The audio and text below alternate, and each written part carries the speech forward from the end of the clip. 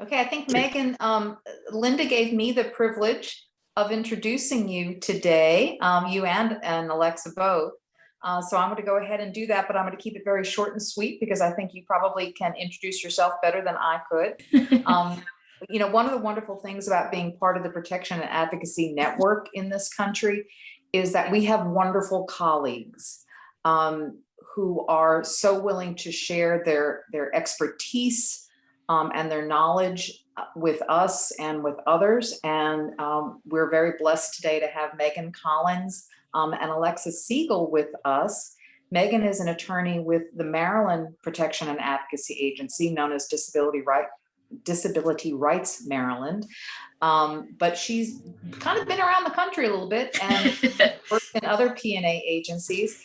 I have to say, I don't know much about Alexa, but I understand that she is a peer advocate who lives in Florida and is going to a recent college graduate, I think. And with that, I'll turn the presentation over to both you and Alexa to do any further introductions. I'll also say that, Megan, correct me if I'm wrong, that because of some scheduling difficulties, you and Alexa pre-recorded a presentation, but you're here today to, you know, interact with folks, answer any questions, etc. Exactly. So I'll turn it over to you and let you take it away. Thank you. So yeah, I'm Megan Collins. Like Nancy said, I'm an attorney, and I pre-recorded my presentation with my co-presenter and good friend Alexa. And as you'll hear in our presentation, Alexa's a photographer, and this is her busy season. So she had work today.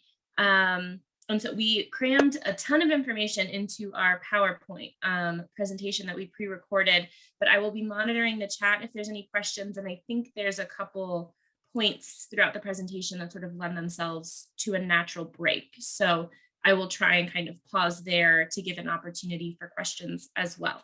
So I will go ahead and get started.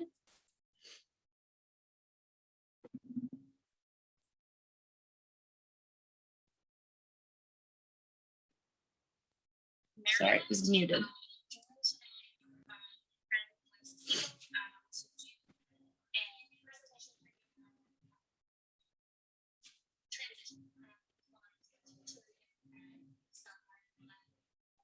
I don't know if anybody else is having trouble hearing. Were you guys having trouble hearing? Yes, I am too. Okay, I don't know how to. It's very low. Mm-hmm. I think my volume's all the way up. I don't know how to make it any louder. Have a little tech support on the call, so maybe he can help.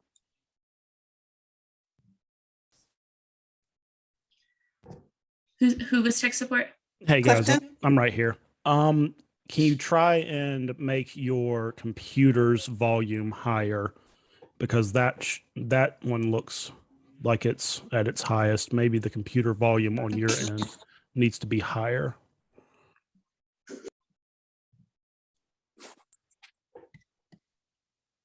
It's all the way up with the button, but let me just check my system settings.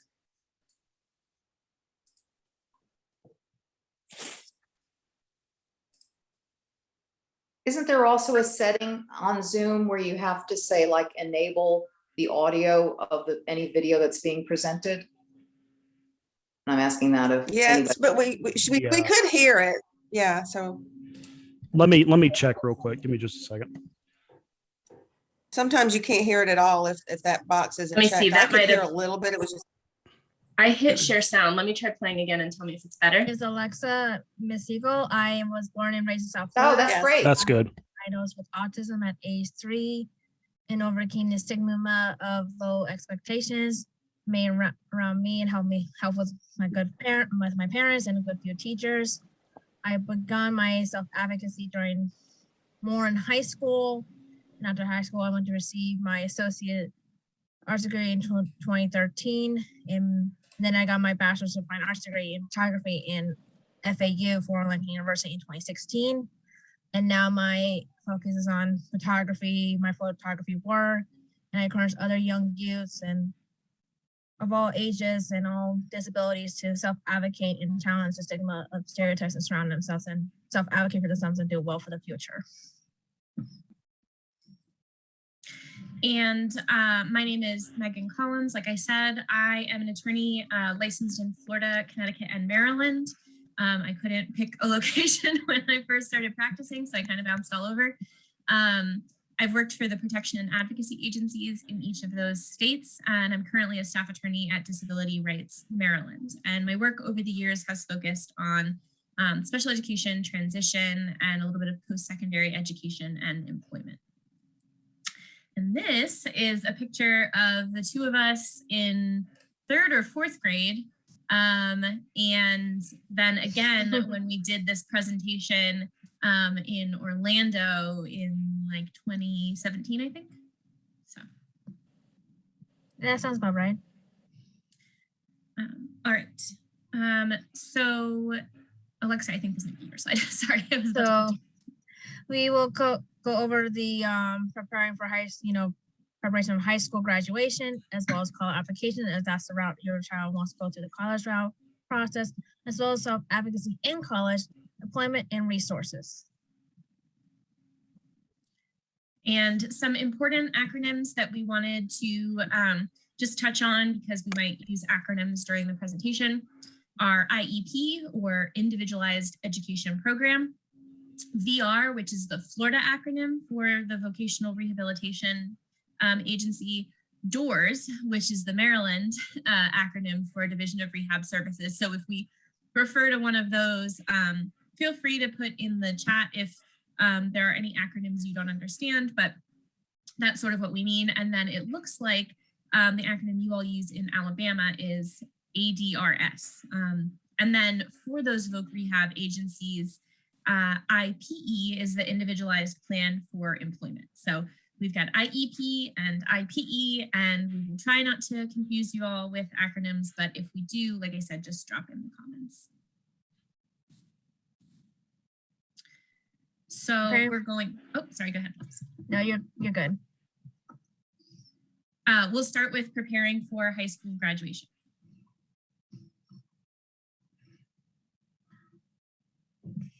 So where to begin? So for me, what do you do for after high school? I had to figure out what I want to do. For me, I wanted to go to college route, and what do I need to figure out my what do I want to do for college? The skills you need to develop preparing for choosing path you choose. I want to do college route. Not everyone's into the college. I have a friend that had a different disability as me. He wanted to do the traditional want to become a mechanic, and so he wanted to just go for that. I want to do the traditional college route, and you choose the skills that you need to develop for preparing for that college or whatever route your child chose to do. And does your IEP services support and what transition plan you want me to do? For parents, make sure your child is. My parents has always included me with most of my IEPs, either like partial or side notes that my parents will discuss what happened. I was partially put input and afterwards as well. I think it's important for them to be part of it, just so they are inclusive and have their voice, their opinions on what they want to do. And voice their opinions as well, what they want to do, what's how they're doing at school, as well as their concerns, and help everyone be involved in the child so they are included. So they don't have to physically, there are some days I did miss some classes, so they don't have to do the whole thing. I did partial, or you could do like a pre-recorded video or provide written note inputs, attend their own portion. And middle school and high school students should be providing input of their own goals, services, and accommodations that would help them. And students receive feedback from their teachers in their process. I had a couple of teachers that are really what I work really well with, and they put their input, what they think will be my best interest. And for me, and those teachers that are advocate for your kid or they have a good relationship with your child should possibly be there if they can. I know that's sometimes kind of hard with their school schedule, but if their child has a good relationship with the teacher, I think their input is also important as well. So the transition services should be considered on the IEP beginning at age 16 or earlier if it's appropriate for that student. They should be results oriented, and they should focus on academic and functional achievement. So not just going to college, but those functional skills and life skills like organization, like self-advocacy, like communication. The transition services should be designed to facilitate your movement or the student's movement to post-school activities, and should spell out all of the student's unique educational needs, supports and related services that the student needs, what agencies or individuals will provide the services and who will pay for them. Depending on the state, depending on the district, sometimes there's more of a relationship with the vocational rehabilitation agency. And so that agency might start paying for services in high school, or might be sort of on deck to start providing services after graduation. The transition services should also mention program accommodations, modifications, and supports to help the student reach their transition goals, and should note whether there's a need for technology or assistive devices, and if so, what agency will supply them. Sort of the important note there is that for students who need assistive communication devices to communicate on their work-based learning site, you want to make sure that that's something that's flagged, because once they graduate, if they're using a school-based device, are they suddenly going to be unable to communicate at work? If so, you might want to make sure that vocational rehabilitation or some other agency is slotted to provide that device, or make sure that the student has some way to be able to communicate. And like I said, the youth should be involved. I was pretty much partly involved. I've been involved in my IEP since I can remember as a little kid, even just like this for a little bit at the end, just like, okay, you're doing well with your progress at the end. It's not till mostly high school, definitely in middle school a little bit, and then definitely more in high school. I got more physically involved in my IEP meetings. And like I said, it doesn't have to be the whole entire IEP meeting. It could be a portion. There's been days where I had to be in and out of my IEP meetings, especially my transition IEP meetings, just so I didn't miss too much of my classes. There were some classes I was a little more flexible of getting my work and able to go to my IEP meetings, and there's some I had to physically be there for because of tests or whatever reasons. But I think they should be part of it, so they are part of this, so they can, like I said, voice their opinion and also figure out what your child is interested in, what they want to do. And each child is different. I want to do the college route. I know there's some kids that just don't want to do college route. They just want to go straight to find a job they like to do, or with family job businesses or jobs they like to do. And there's going to be some that want to do college or figure out in a trade or college or trade school. And there's some that want to live on their own, what they want to do, and start sharing what their wants and needs and how can they achieve those goals as they're slowly ending high school to get those credits, or how can they use those skill sets when they get out of high school. So some questions for the team to consider in transition planning. Like Alexa said, what's the student's plan for after high school? What type of work does the student want to do? And then what type of training, supports, or services are necessary to prepare the student for that work? What type of job training do they need in the classroom, community, or both? And like Alexa said, what will their post-school living arrangements be? Some students want to immediately move into independent housing, and there are a lot of things that go along with that, even for general education students, right? Having a ability to keep a budget, pay bills on time, stay organized, things like that. And so identifying what those students' goals are for after high school and making sure that they have the skills that they need in order to pursue those goals. And see what kind of any functional assessments they need, any secondary accommodations they need from after high school or post-secondary accommodations, and have their lifestyles organized.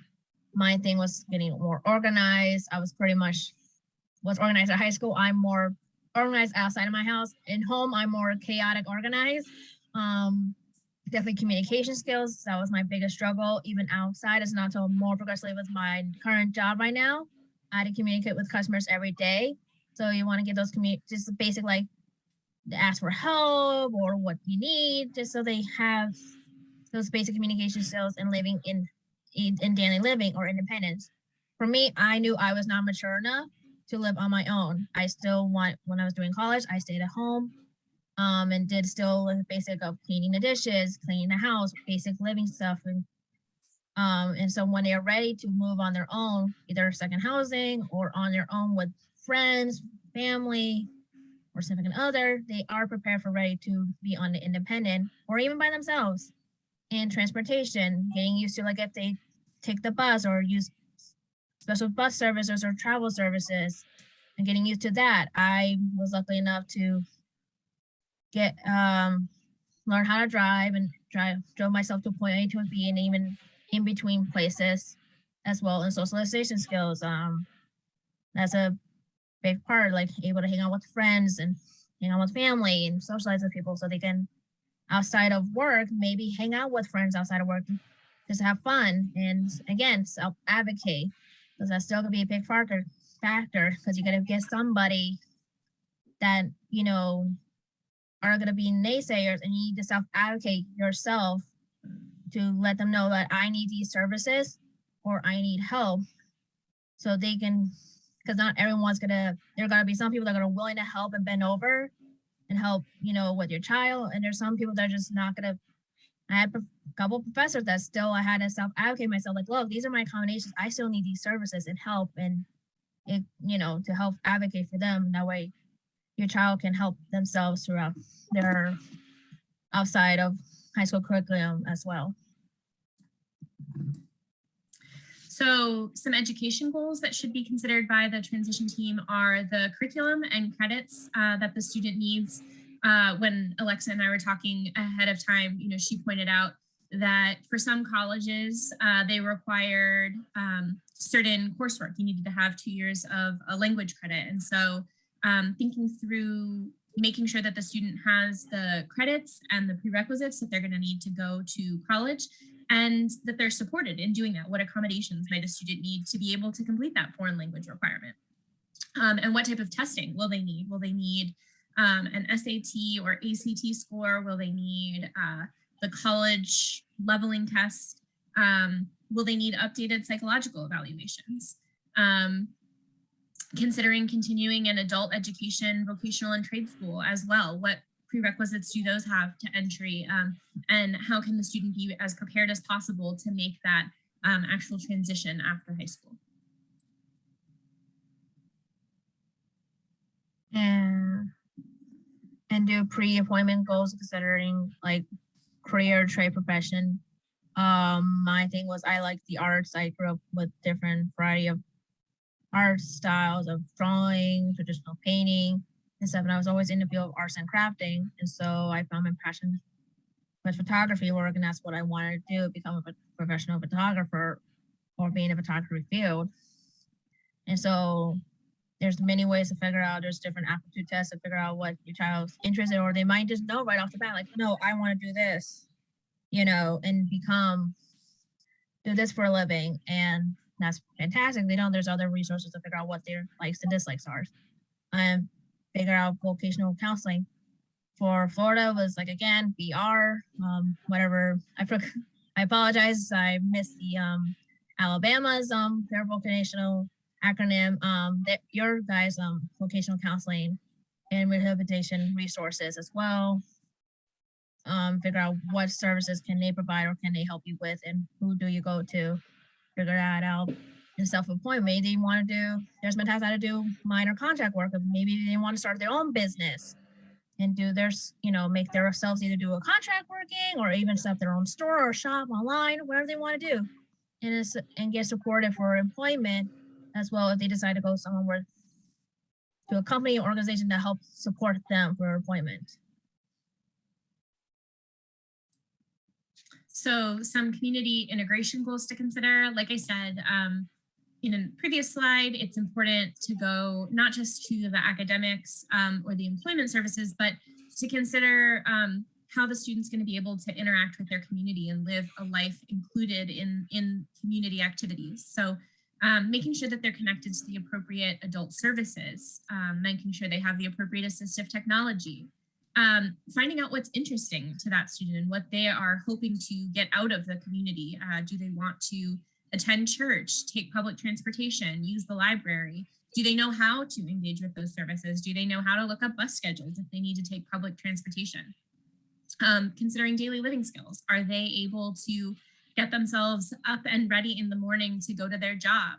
Do they have financial literacy? Like I said, can they budget? Can they make sure that their bills are paid on time? Are they familiar with how to access healthcare? Do they know what to do, how to schedule annual appointments, how to schedule emergency appointments? Do they know how to find housing? Do they know how to access housing related resources? Are they prepared to live an independent life in the community? And if not, how can you get them to that point by graduation, or get them further along their path by graduation and best support them? So ADRS is the acronym that I found for the Alabama Department of Rehabilitation Services. ADRS can attend IEP meetings to help with the transition process. Vocational rehabilitation, no matter what state you're in, should participate throughout a student's transition planning process, not just when a student's nearing graduation. So that's a common misconception in every state I've been in, is that schools refer to voc rehab after a student is graduating or when a student's a senior. And it's really important that students do an application as soon as possible when they're ready to start transition planning, because the waiting list can be really long and it can take a while to get approval or get different evaluations done. And so the earlier you start, the better it is to get tapped into that sort of resource. And then it looked like there is a vocational rehabilitation service for the blind and deaf division, and the acronym for that, it looks like in Alabama, is VRS. So if you're trying to look up those services to get tapped into them, those seem to be the acronyms in your state. And this is my experience, my story about my vocational rehabilitation place. I applied, I believe it was still in high school, late, I want to say maybe late junior year and early senior year. We got notified from a dear family friend of ours to see about doing the vocational services so that way they could help. In hindsight, we should have applied sooner, but luckily we were able to get through all the hoops and loops through all that and got a locked on sooner for it. Then there's some people, I had a friend who applied later after fact, and she had to jump much longer, wait for even longer. Luckily she was able to still get services. There were some people I knew that did apply, they did everything, and they got denied. So sooner the better, that way you get all your ducks in a row for all your paperwork that need be. And I had my VR person attended to my counselor at the time, attended to all my transitional IEP meetings or important IEP meetings that reflect on me going out, leaving high school, and discuss and again, it's very important to discuss what you want to do afterwards so they can help you find the right services through your VR counselor or their resources of what you want to do. And my goal was to go to college and get a bachelor's degree and have a job in my degree.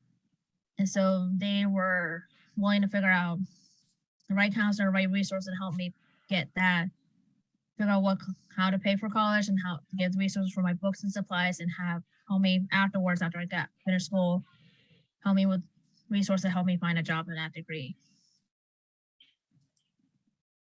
So pre-employment transition services are provided to students who are still in high school. And these services can include job exploration counseling, work-based learning experiences, which could include in or after school opportunities, or experiences outside of the traditional school setting, like internships. They should be provided in an integrated environment to the maximum extent possible. Of course, the goal in all areas of special education and disability rights advocacy is to have individuals with disabilities integrated as much as possible with non-disabled peers. Pre-ETs can include counseling or opportunities for enrollment in transition or post-secondary education programs at institutions of higher education. So some colleges offer summer transition programs or like college prep services during the summer. They can also include workplace readiness training to develop social skills and independent living instruction or instruction in self-advocacy, as well as person-centered planning, which can really meet the needs of the individual and can include peer mentoring from people with disabilities who are working in that competitive integrated employment. So lots of opportunities for services to help get students with disabilities ready for that full integrated employment.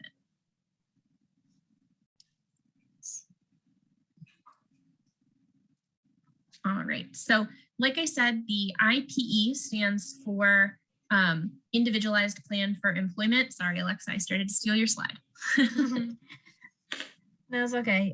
So yeah, as the blueprint of the making a successful employment for that person for client for your vocational rehabilitation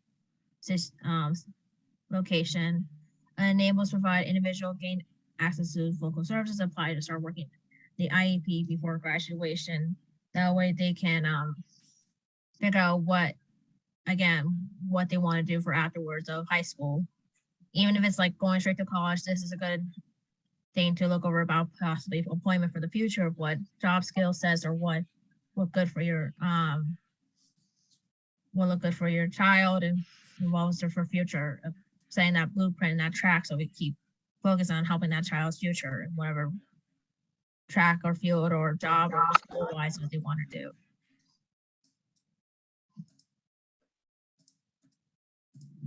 All right, so when developing the IPE, it should state the student's employment goal and the services that they'll need to achieve it. It should be a specific goal and it should list in detail the services that are needed and who will pay for them. So if the student's goal, like Alexa's, is photography, it should list the specific goal of being a photographer, should list what type of education is needed to meet that goal, how the individual will be accessing transportation to get to that job, whether there's time-limited mental health therapy or medical treatment they need in order to be employable, and as we mentioned before, whether assistive technology is needed for communication or participation. The IPE can also state responsibilities for the student, like reporting their progress or grades to the counselor, regularly attending their classes, things like that. So we also wanted to include, we sent as part of the fun work for this presentation, link to a career interest inventory. And so it's something that Florida VR used with clients in order to determine possible career fields that might be of interest to them. And on this slide, this is a screen grab of the ONET website. And in the middle of the page, there's a way to do an occupation search. So if you have a career identified from your interest inventory, or if you just happen to know one off the top of your head because you, like Alexa, know you're really interested in photography, you would type your occupation name into the search bar there around the middle of the screen. And when you type in one, and we did photographer, when you type in a search for photographer, a long list of possible options pops up. And so anywhere from photographer to a curator to a printing press operator, it's many different types of related careers. And so you can click through and consider what might be the best fit for you. And what we did then, as an example, was click through to the summary for photographer, because like Alexa said, that was what she knew her career interest was. And what Florida VR used this for, and what I encourage my clients to do on their own, is look at the overview of different types of tasks that you would need to do for that career. If there's a task that you think you would absolutely hate, maybe that's not the right career, and you go back to the original list and look through things that are related that maybe don't have that task that you hate. And a way that this can be helpful in transition planning is looking at tasks, technology skills, knowledge, abilities that you might need. And if you don't have that, but you are really passionate about this career, that could be a great thing to incorporate as your transition goal. So Alexa, I'll let you kind of speak to any of these tasks, like transferring photographs or use of digital cameras. You know, how do you have an example, maybe how you might incorporate that into like a learning or a work experience for someone who isn't familiar with photography? So I know with college and some depends on the high school you go to, they have traditional dark room still, surprisingly. My school was luckily fortunate and later on still I had a professor that kept the dark room system from doing traditional. That way you get the foundation of how photography work into digital as well. There are some schools that just go straight to digital, that's fine. And how they use for particular filters, because everything's so digital now with phones and stuff like that. what kind of camera to use and what to use, like for particular filters or flash attachments, and how do you transfer some of your pictures into your computer, as well as using editing programs like Adobe Photoshop or Lightroom or any other programs that they might school provide or know that will do successfully well for their photo editing process, and determining adjusting the, I guess, see here, aperture, depth of field, lighting, how that works, the motion of the camera, and what type of speed will look really well. And that's something that gives you a great example of what you might need to learn or know a little bit about it, so they have an idea what they need to do for the for photography or whatever work task they or plan on doing. Yeah, so a way I've used this in IEP meetings, I've had students either print out or I've asked the IEP chairperson, ESE specialist, whoever's running the meeting, whatever they call it in Alabama. I've had either a printout for that person or ask them to pull it up if we're projecting the IEP meeting and say, looking at these tasks, is there a course or a series of courses we could have the student involved in during their time in high school? Or if not, is there a photographer in the community we could connect them to as part of an internship to see what really goes into that career? A lot of times I see goals on IEPs that are just doing an interest inventory or like researching about a career. But I think, like Alexa said, a lot of it is really that hands-on experience of seeing how different lighting effects or seeing how the editing process actually works. And so going that step beyond and looking at, here's the tasks the person would need to do, how can we prepare them to do those tasks? Yeah, and then see about finding someone who could do maybe internships or willing to have them part-time volunteering for maybe particular jobs. It depends on the job, or what resources that works with special needs communities to maybe do something like that. That way they have more hands-on experience. Because I'm more hands-on, there's some that are not, but I think I think hands-on is sort of the best way to go. But I know there's some people that are not hands-on. And luckily, fortunately, I did part-time doing was assistant photographer for helping setting up camera lighting and stuff. So I got a little bit of idea what I was going into.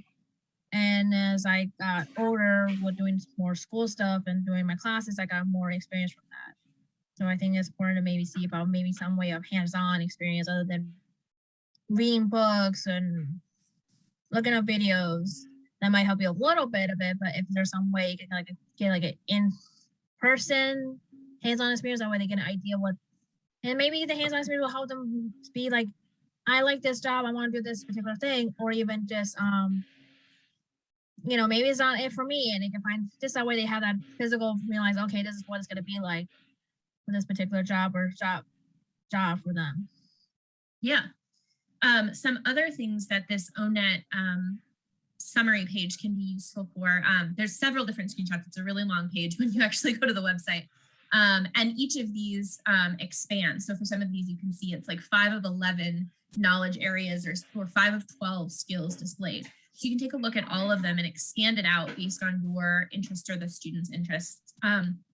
But you'll see for photography, it has things like speaking, service orientation, and active listening. So those are skills that you wouldn't necessarily think of, or an IEP team might not necessarily think of when they think photography. All right, take a camera, use a camera, transfer to a computer. But really there's, and Alexa mentioned this earlier, there is a communication, interaction with the public, listening to what people want and then helping that happen aspect of photography. And so making sure that a student isn't just prepared with the actual technology understanding of photography skills, but that they're also armed with the communication skills, the ability to listen and understand and process, and that if they don't have that skill, that they are armed with the knowledge of accommodations that can help them and empowered to advocate for those.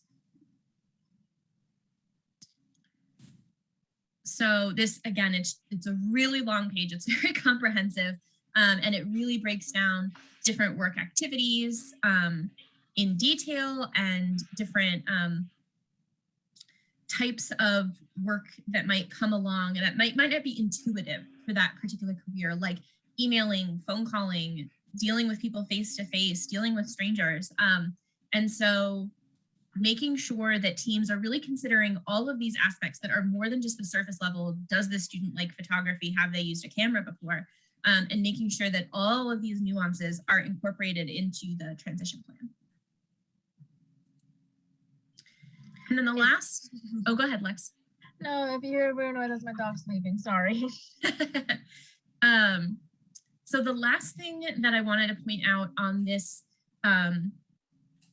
ONET printout is that the it lists out job zone. So it lists out, sorry, I got ahead of myself. It lists out the type of education that you need in order to pursue that career. So you can see that the majority of people who are photographers, so 27% of those who responded, are having some college, and definitely all have, it looks like, a high school diploma and some sort of post-secondary certificate. So you can look at that. That'll help guide you if a student absolutely doesn't want to go to college, but their particular career profile says 75% of the people who have this job go to college. Maybe you need to go back to that initial screen or to the next part of this screen where it shows similar or related occupations, and maybe you need to be looking at something that's a little different if you don't want to go to college, and finding one that requires the type of training that the particular student is interested in. So I'm going to pause the video here. Can everyone hear me? Can you guys hear me? Yes, we can hear you. Okay, great. Yes. So I'm going to pause here because I wanted to talk to Nancy's question in the chat about creating individualized work opportunities for kids through their school, and the emphasis on the 3 Fs, which I also hate, food, flowers, filth. And so, yes, I have been able to advocate for individualized work opportunities. I had a client in Connecticut who wanted to do like marketing work, video production and marketing. And so there was a, I forget what it was called, but it was one of those like Adobe PDF creation, like pamphlet creation type stuff at his school. And so we got him into that class. We got him work-based learning during school hours with the, or during the summer ESY program with the districts, because school districts have like marketing, they're not technically like marketing the school district, right? But they do have like video production people who are advertising things related to the school, different programs at different of their schools or different events that are coming up. So we got him connected with those people for his ESY program instead of just the food program with the local restaurants, because this client was not interested in having an internship with a local pizza parlor. He wanted to have that exposure to marketing or video production or things like that. And so we got that connection made. I'm trying to think of other specific examples, but like Alexa said, she did have internships with photographers. I don't remember if that was in high school or when she was in college, but yeah, I think it's really important. A thing I was seeing in Florida was that students would go and say, I want to be an NBA basketball player, or I want to be a coach for the National Football League, or I want to be, a physician's assistant for the, or a physical therapist for the Miami Marlins. And the VR counselor would hear that and say, well, that's not a realistic goal. And in Florida, most of my clients on their individualized plan for employment, when I would get the case, would have recreation attendant. Because there's a lot of amusement parks in Florida. And whenever they heard anything that was like sports and leisure broadly, VR counselors were labeling that as like a recreation attendant. And these young adults were being pushed to get jobs at like Busch Gardens or whatever the closest amusement park to their house was, or as lifeguards, things like that. And I had one client who was a high schooler. high school girl who wanted to be a physical therapist. And because when she said her goal, she tied it to a professional sports team. The VR counselor was like, that's not realistic. But her parents and this individual had really worked hard to get internships for her with physical therapists. And she had all these letters of recommendations talking about how she would be a great physical therapist. And there's this frustrating to me disconnect when a person with a disability tells, if you ask my brother who's 15 what he wants to do when he grows up, he says he wants to be an athlete, a professional athlete. He is not going to be a professional athlete. I have seen him play sports. Like, he is going to be something else. But for some reason, if a person with a disability says, I want to be associated with a professional team in some way, we pick a different career for them. We don't let them find what their other interests might be or a way that could be associated. And what was really frustrating to me, and something I spent a lot of time doing for my clients, was asking them what appealed to them about their particular job. So either doing the interest inventory that I think was sent out to you all, to see what types of activities they might like to do, and really honing in, like, what is it about physical therapy that interests you? And asking me to do a hearing on that particular case. So asking that client, like, if you can't work, or how do you see yourself one day working for that basketball team?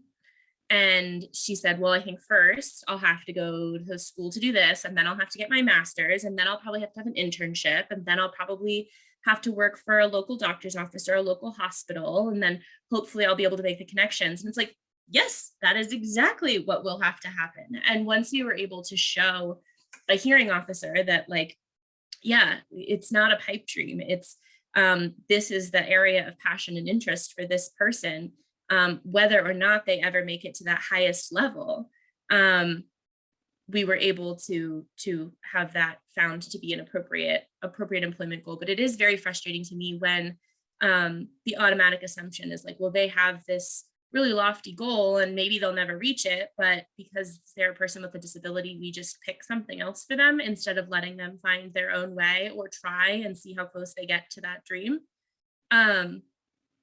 So yeah, and then Veronica, I see, said it's called the Growing Place in her son's school system, and buses would bring kids to that place for a trailer with a garden. Yeah, it's really frustrating. What are the roadblocks that I commonly see? If the school just doesn't want to bother, if they don't have connections with potential employees, and then how do I see VR helping school teams hook up to community employers? Sure. So with schools, honestly, for me, the biggest barrier is getting the goal on the IEP past doing interest inventories. It's so incredibly frustrating. I will have high school seniors and I'll get their case and I'll look at their IEP and it says do an interest inventory. And I call that student up and I talk to them and say, hey, do you know what you want to do after high school? And they'll say, yeah, I want to be a firefighter. Okay, I don't need an interest inventory for that person. I know what they want to do after high school. And, if you press and say, why do you want to do that? Or what appeals to you about that? They can tell you, I have their interest inventory. I have that information. And now we should be taking that next step. So the first step for me, the first roadblock is getting the school to see that we need to be preparing the student for something, not just preparing them to know. It's not enough to know what you want to do after high school. You have to actually plan to make that happen. And because of, all of the things that need to go into place for any student, right? So for me, I wanted to be, I wanted to be a special education teacher, but here I am as a lawyer. So I wanted to be a lawyer. And so I had to pick a major for undergrad. I had to get the credits that I needed. I had to focus on writing because I wanted to get into law school.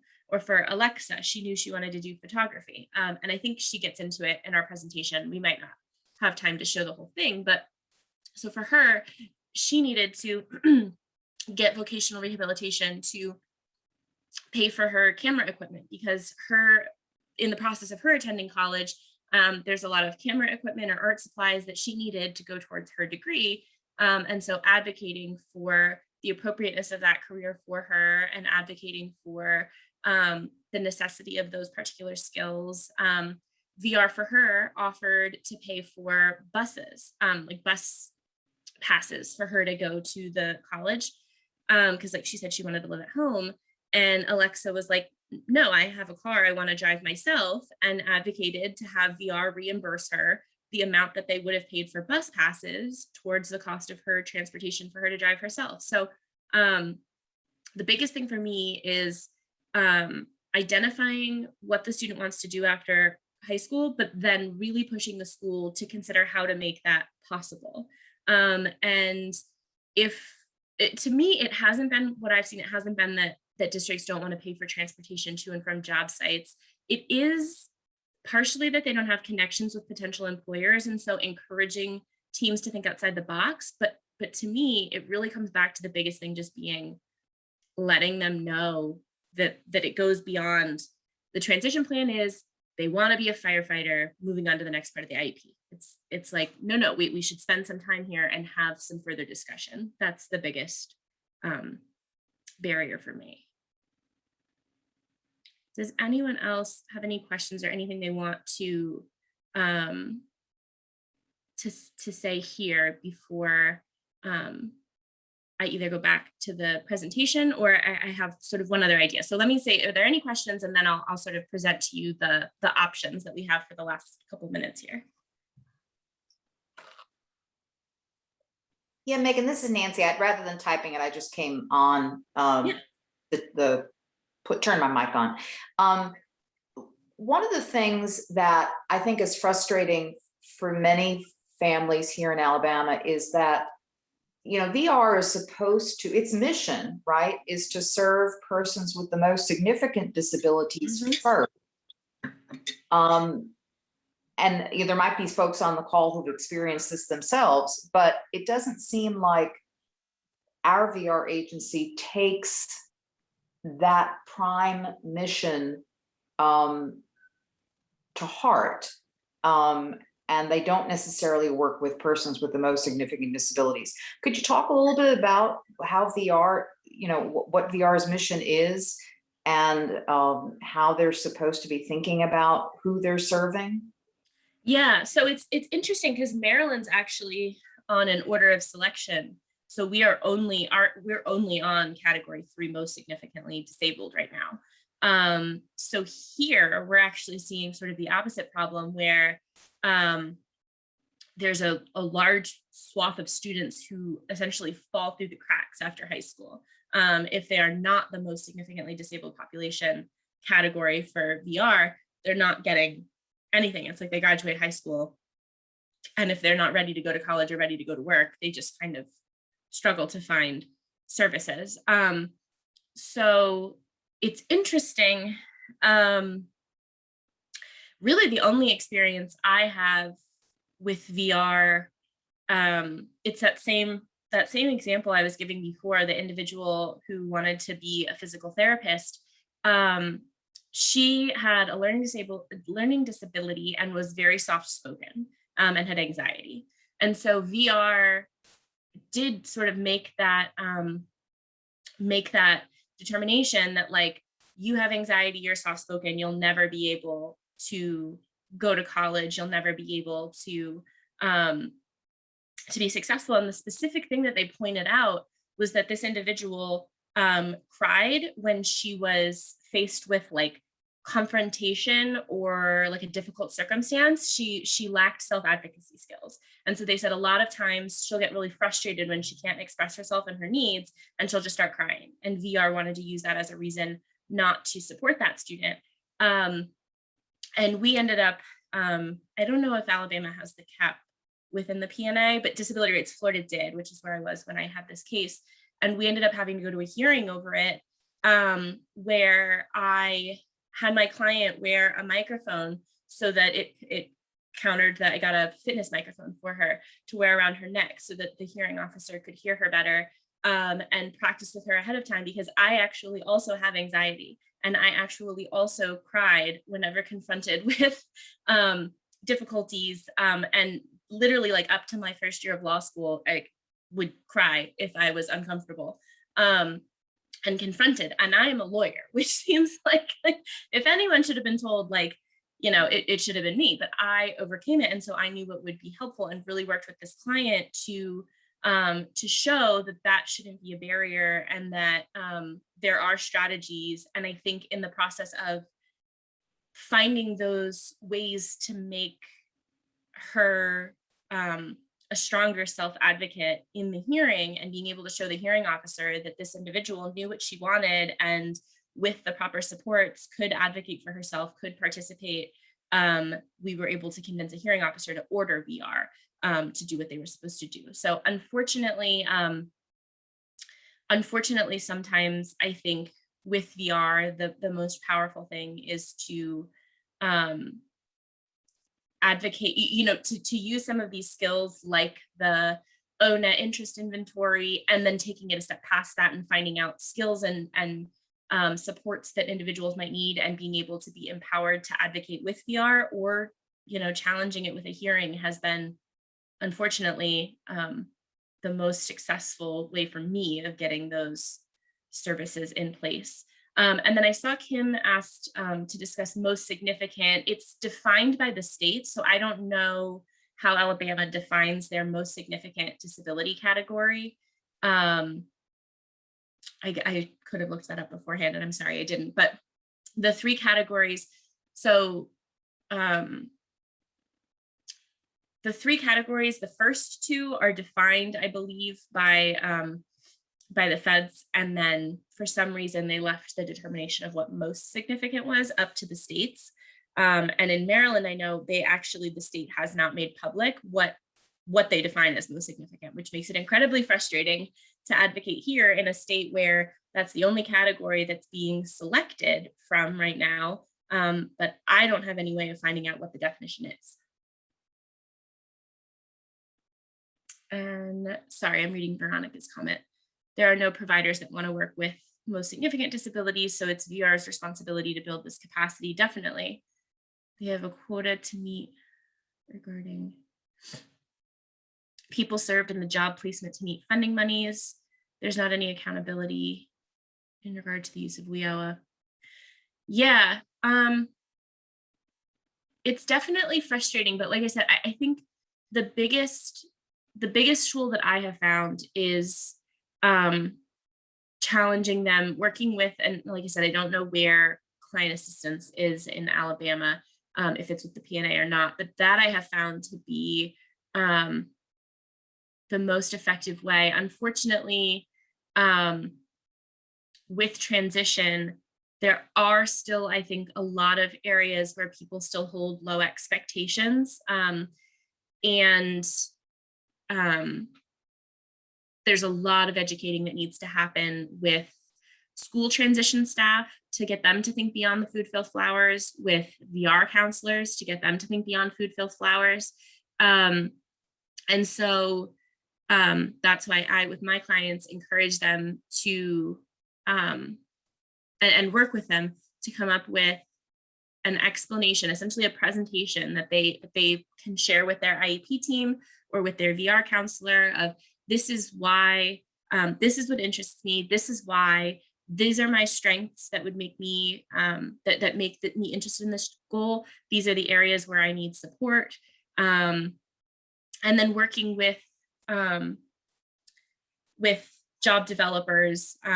We are right now in Maryland trying to work with job developers to tackle this issue, but it is unfortunately an area that does still need a lot of work. Mind if I may make a few comments? What I found to be true here is that VR is depending on the high school counselors to let them know which students are transitioning, and that is, first of all, not happening. And then secondly, I just want everybody to know that they do have the right. If you have one job coach and that job coach is not meeting your needs, you have the right to go to those VR counselors and fire that agency and get you another agency. So I do want to let you know that.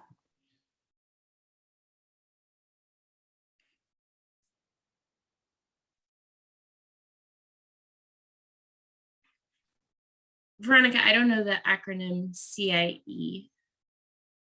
Competitive integrated employment. Thank you. It's not being done. Oh, sorry. I know will, what competitive integrated employment. I just didn't know what you meant by CIE. Yeah, the proof is in the pudding. All you have to do is just ask them to show who they have employed in their list that has the most significant disabilities and then has a paid job at any longer period of time, and it will be lower than any other, probably one of the lowest in the country. In our state. I'm sorry. I know that my daughter has been tested twice through VR, and they said that she's not workable. I was about to check into seeing what can be done for her, because she really needs to be able to participate out in the community as well. But the first time I went to the VR, I was talking with her case manager, and she says, finally, she just says, no, she can't do this, she can't do that, she can't do that, blah, blah, blah, blah. And finally, she just tried to go in a different direction. She says, what do you want for your daughter? And I said, well, I want her to be as independent as possible. I said, I would love it if she could be able to live out on her own or do whatever she wants to do. And she says, well, maybe she can do that when she's 80. Yeah, that's really frustrating. Mm-hmm. Wow. And so in just sort of quick thoughts on that before, because I don't want to leave you with just the thought that's frustrating. But what I would I guess the first couple of thoughts that I think of are, did she have any work-based learning in high school? Has she had any volunteer experience? Because I have seen in the past where VR has said, so-and-so isn't employable, but whoever it was had worked at a library and volunteered at, several other places. And so, using that to challenge that decision and say, like, they have had, there's no reason that someone should be able to do an unpaid volunteer opportunity, but also be found to be unemployable. So encouraging individuals to try and seek out opportunities to find ways to prove what they're capable of doing, and to really push back against that assumption from VR. But yeah, I'm sorry, that's incredibly frustrating to have to hear and come up against. Oh yeah, definitely. And when she was in high school, they came up with it. She could have to go around and collect all the cans from the drink machines, all the empty ones. And once a week, she was supposed to get to go on an outing, something to experience in the community. And they would let her go to the recycling facility to drop off the cans. So it was supposed to be something that could have developed into a job and stuff. But right. The reason why, now I don't try to think and everything, that was just being degrading and such. My daughter has OCD about garbage. She just does. She will not leave one piece. Sometimes she's even thrown away the garbage and just like have a brand new bag and one piece of garbage in it. So that's why they went with that fit. Not to degrade her, but it was something that she kind of enjoyed doing. Well, she probably enjoyed it a lot more than what I would, but they were trying to do something in the school system, but we couldn't get anyone from Voc Rehab to even show up to IEP meetings, nor even try to explore any other options for her for curriculum, or not for curriculum, but for work experience. But I want you to get back to your. Oh, no. What is she interested in? She mainly just, she goes to therapy twice a week, and she did do volunteer work and everything, but it was me taking her, and it was at a what was that thing called? At a church closet thing. So she did do some of that stuff and everything, but it was more like if I didn't do it, it didn't get done. And then let's see.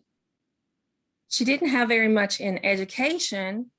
She was just more about trying to escape it and get away. So really the world is open to her of all kinds of options of what she would like to do, but she's also is nonverbal.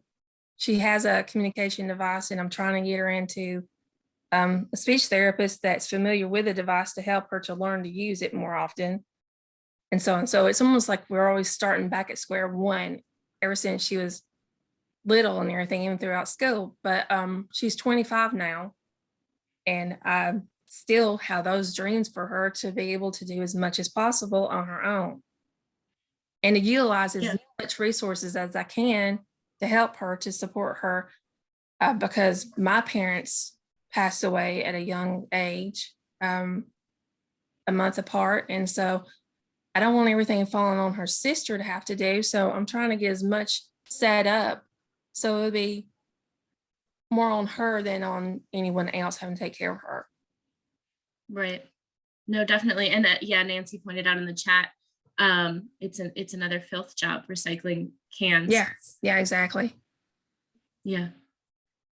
It looks like Veronica put in the chat too. She's got some potential resources for you for after. So yeah, unfortunately, that just goes to show, how much work there still is to do in this area, because there is a lot of education that needs to be done at the district level and the school level. I've seen it in district. It varies by what school students are at sometimes, how creative their team is. And so that's why I think it's really, really important for parents, for advocates, for individuals with disabilities to use resources like this ONET resource that I was sharing that Florida VR themselves used, because I found it really, and if Alabama is using something else, I think it would be a helpful exercise to, to use that system to show the steps, because, for example, when I was told for my clients that wanted to be a professional coach, that was too lofty of a dream for them, I pulled up the ONET and used Florida VR's own resource to show them, if you put in coach, it shows that you need this level of education, and it shows that you have these types of opportunities. And coach is a wide category that has many, many options, lower than the NFL coach. And this student has been volunteering. It's all about creating, it's about advocacy and creating the sort of evidence or the proving. Unfortunately, it's unfortunate that we have to prove these things to people, but at this point, using their own resources against them is a really strong strategy I found to prove to them to change their mindset for these students with disabilities. And I think, Nancy, I think I'm at the end of my time, so I'm happy to answer any other questions, but I also want to recognize that there's, I think, another presentation this afternoon, so I don't want to overstep. Yeah. Thank you, Megan. Oh, go ahead. Hey, Nancy, I just want to make a quick comment. I think, especially for Alabama, what has been, and it's something we are trying to work on right now, but I think it's a much bigger and larger systems change policy than what we realize. And I've spent a little time with folks in the Maryland area, in those areas, and you guys are seeming to start. I mean, you guys are pretty far ahead of us when it comes to Alabama. But I think what's happening in Alabama, so many of our wonderful support services that are supposed to be helping our people with most significant disabilities, and I know everybody gets tired of hearing this word, but it's called siloing. We've got VR is in a very encapsulated bubble. Department of Mental Health is in one silo. The IDD world is in another bubble. And people with intellectual disabilities, it's a segregation within a segregation. People with intellectual disabilities, are not getting the services that they really need. So we have a serious siloing problem in our state. And, we are working to try to see how we can all collaborate and, number one, force some accountability onto some of these providers, who, you know, VR spends, there's a lot of money going around. It's not saying that there's not money available to take care of our kids and give them the dreams they want. The money is there. It's just not been collaborated with, and we just don't have that system in place yet to bring all these good ideas in the funds and the people. We have to do a better job of that, or things just will not change, and we'll continue to serve the easy peasies in the VR system and not the people with the most significant disabilities. And that's my preaching for today, and I won't be preaching any much more about it. But Oh, I bet you will, Veronica. Yes. So this is break time. So we have about 10 more minutes of our break time, and the next presentation will start at 12:45.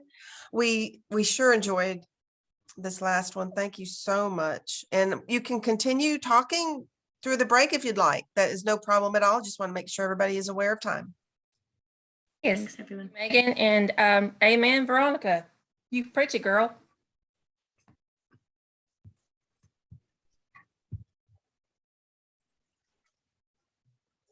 We live and breathe this every day, and I'm speaking purely from, I can back it up with facts and figures and stats and all kinds of stuff, but it's a real thing.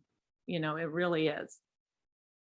And, you know, we all know that the two most important things in most people's lives are wanting to have a job and live independently and in the home of their choice. That has always been Kyle's long-term transition goal since he was 14 years old. And, you know, we're still trying to get the employment part figured out.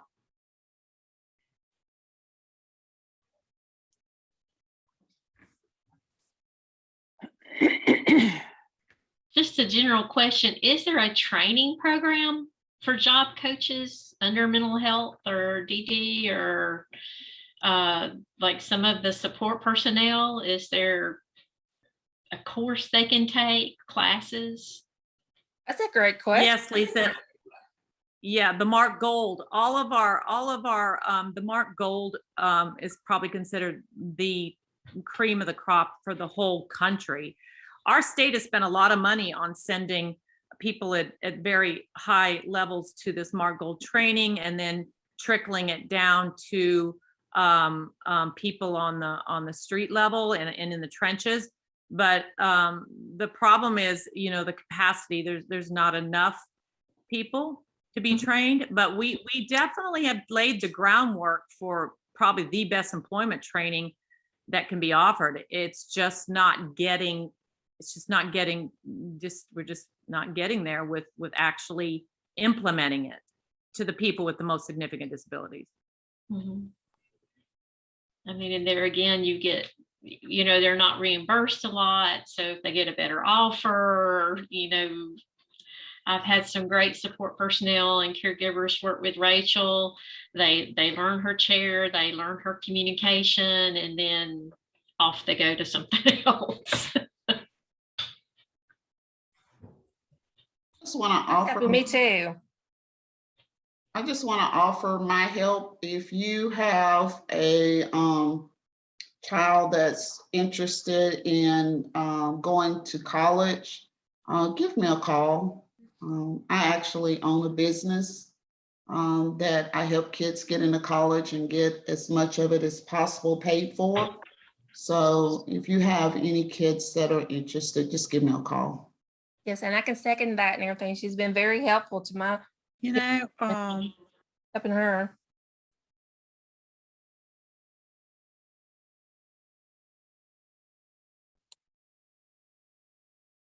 Thank you, Melissa. Thank you very much for sharing that. Not a problem. Well, I think the trend is what's happening after being on a lot of, I just came off that conference with Tash where we had a lot of examples around the country of what families are doing. They're moving away from, you know, the programs, because I think someone said earlier, we can't rely on families can't just rely on the systems and the programs anymore. So there's a big movement towards obviously entrepreneurial things, and civic engagement. That's one of my projects I'm considering is, if it's not important for your son or daughter to have a paid job, there are, the civic community seems to be a big thing that's happening around the country. People engaging and just going directly to their civic leaders and creating opportunities and spaces and volunteerism that are accessible and integrated. So that's a big trend. And definitely, entrepreneurial, self-employed type businesses, because we have to pivot, because we can't just live in that world that schools and programs and are going to be there to create these opportunities for our family members. At least look at it we just have to be realistic about it. But where the help can come in is funding. I mean, you can get funding resources to help pay for the people that are going to support your person in these opportunities, whether they're paid or unpaid or volunteer or whatever your loved one wants to do. So accessing those paid resources is important. But families have to start thinking about how to create their opportunities. It's happening, all over, not just here. I agree with that, Veronica. Just use your own resources out in the community, and you'll be surprised of what can be accomplished. And I'm just going to humor everybody and tell on myself at the same time. When my son was out looking for his very first job, and of course they sent us to the Winn-Dixies to do the bagging, and I was just so frustrated, and that I walked into a Dollar General and I said, "Are you guys hiring?" And they said, "Yes, we are." I said, "I need to see the manager before I kill this child." and actually, the manager came over to me. He was already dressed. He gave her his resume, and they actually hired him. So you just never know, using your own resources, what you can actually get done for your own child.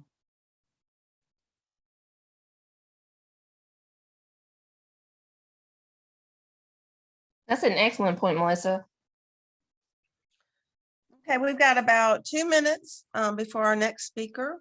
It's been great conversation. I just don't want to run over on anything. And Nancy, do you see them here? I'm gonna make sure Yeah, they're Kate's here, Kate Weir. She's okay. there, and somebody's already gone ahead and made her a co-host. Awesome. Perfect. Do you want to introduce Kate, Linda?